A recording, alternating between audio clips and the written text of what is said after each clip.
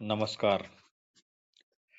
श्री निसर्गदत्त महाराज दैनंदिन चिंतन भाग 273 आणि 274.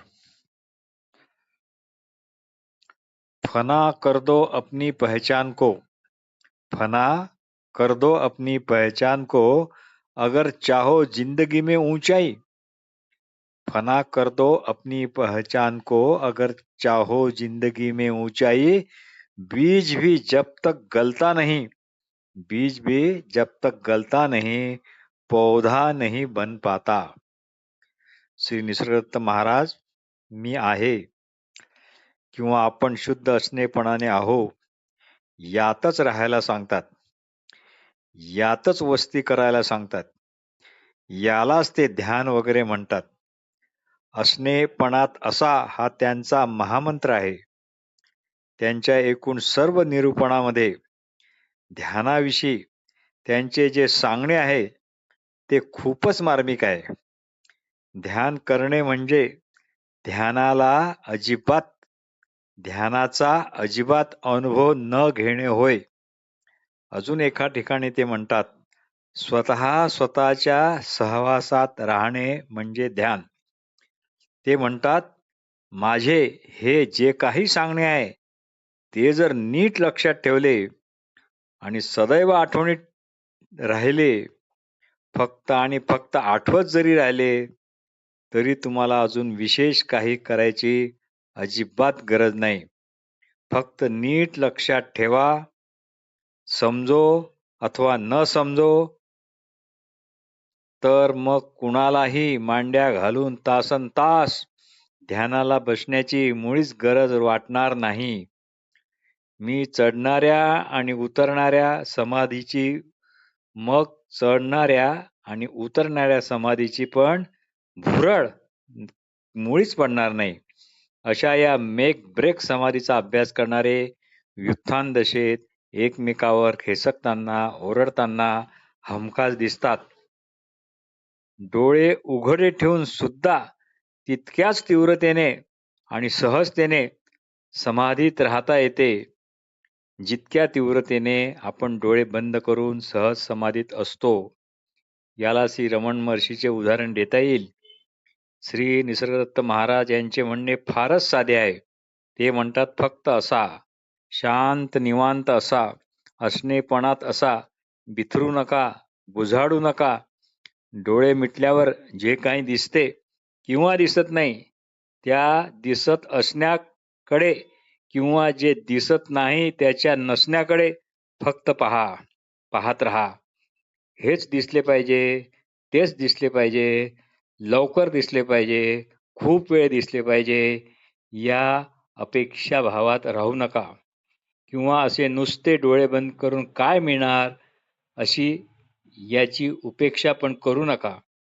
तात्पर्य, ध्यानात डोळे बंद आहेत की उघडे आहेत याला अजिबात महत्त्व नाही. फक्त वेळात वेळ काढून फक्त आणि फक्त 25-30 मिनिटेच शांतपणे डोळे मिटून अथवा उघडे ठेवून सुद्धा जमत असल्यास बसण्याची सवय ठेवा, असा महाराज आग्रह करतात. आता किती दिवस फक्त ऐकत राहणार व ऐकण्याकरता जगभर फिरत राहणार? कुणाकुणाचं वाचणार? किती एकमेकांना सांगत बसणार? आता ऐकणे, सांगणे, वाचणे यापेक्षा आपल्या अवांछितरित्या मिळालेल्या असणेपणाच्या स्वयंभू आनंदातच राहा, आनंदातच असा. नर्मदेकाठी हिंडताना एका साधू महात्म्याशी गाठ झाली होती. ते म्हणाले होते, जो भीतर के आकाश में ठहरा वही जीवन में अमर हुआ. श्री निसर्गदत्त महाराज पण म्हणत, तुम्ही सावळाराम पाहिला आहे काय? याचा पण अर्थ हाच आहे. सावळारामाचे दर्शन होताच अहंकार हा विरघळेल, कारण तेथे मी म्हणून असे काहीच नाही. जितके जितके ध्यानात तुम्ही रमाल तितके तिथले आकाश तुम्हाला जास्त निळे निळे, खोल खोल असेच वाटत राहील. याचा अनुभव निश्चित येईल. मग लक्षात येईल की आपण या आकाशापासून वेगळे नाही आहोत, खुद्द हे आकाशच आहोत व आपले शरीर या आकाशात केवळ तरंगणारा एक ढग आहे. तो ढग सतत आकार बदलत राहतो. माझ्या ढगाशी आणि ढगात होणाऱ्या बदलाशी काही एक संबंध नाही. भाग 274. अपने होने की छाव में मिलता है वो सुकून. अपने होने की छाव में मिलता है वो सुकून, जिसकी तलाश में दुनिया बरसों भटकती है. श्री निसर्गदत्त महाराज म्हणत, तुम्हा सर्वांना मी सांगतो की मी आहे यातच राहा. आपल्या मूळच्या शुद्ध अशा अगोदरच्या असणेपणातच असा. हीच माझी शिकवण आहे, हेच माझे सांगणे आहे. असणेच असा. जगाची चौकशी करण्यात रस घेऊ नका. ज्यांना त्यात रस आहे त्यांना तो खुशाल घेऊ द्या. त्यांना आडकाठी करू नका. त्यांना हे स्वतःहून सांगण्याचा पण मुळीच प्रयत्न करू नका. तसे केल्यास ती बुवाबाजी ठरेल. म्हणून बुवाबाजी करू नका. माझा सर्व भर हा केवळ आपल्या असणेपणातच असा यावरच आहे. श्री सिद्ध रामेश्वर महाराजांनी मला जे सांगितले ते तू आहेस, म्हणजे याचा अर्थ आपल्या असणेपणातच असाच आहे.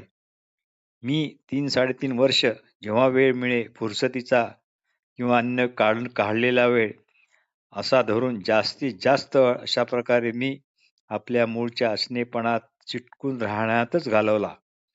श्री निसर्गदत्त महाराज एका अन्य ठिकाणी म्हणतात, सोहम हा जप खूप वेळा व्हायला हवा.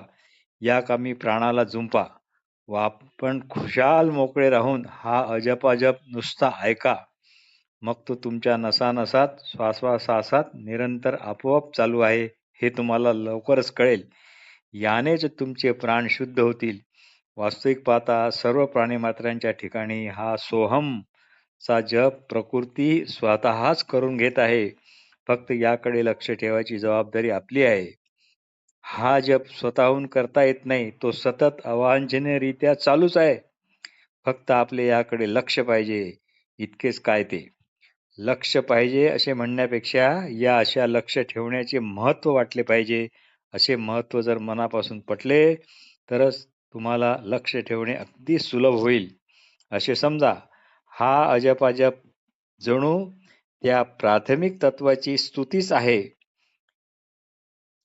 याला आवडत असेल तर तुम्ही कठोर तप वगैरे वगैरे म्हणा, पण तसं काही नाही. हा तर तुमचा सहज स्वभावच आहे.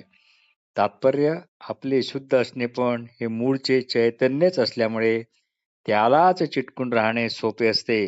कारण काय, ते सजातीय आहे.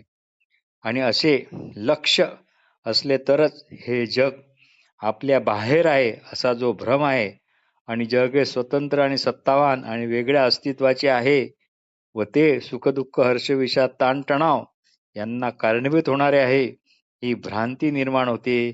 ती भ्रांती म्हणजे आपल्याला आपल्या बाहेरच्या जगाला खरे मानण्याची सवय लागली आहे. म्हणून श्री ज्ञानेश्वर महाराज एका ठिकाणी म्हणतात, तैसे विचारिता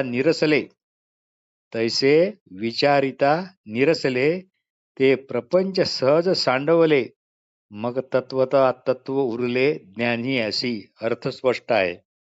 श्री निसर्गदत्त महाराज म्हणत, लहान मुलात मी आहे केवळ असणेपण हे सुप्त असते. ते स्वतःला अमुक तमुक असे मुळीच समजत नाही. पुढील काळात मात्र 3-4 वर्षानंतर ते स्वतःला इतरांच्या सांगण्यानुसार तसे मानायला लागते. म्हणून मागे 3-3.5 वर्षाच्या असलेपर्यंत जा आणि तेथेच स्थिर व्हा.